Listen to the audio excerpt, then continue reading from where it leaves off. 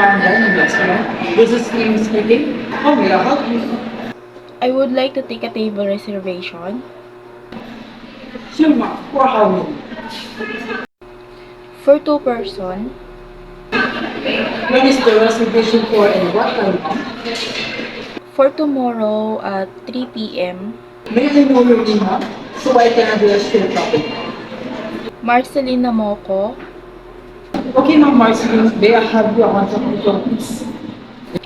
0910 9876 54321. Are you prepared to a non-smoking area or smoking area, ma'am? For non-smoking area po. Please allow me to hold it for Ma'am Marceline so I can check there is availability for tomorrow. Sure.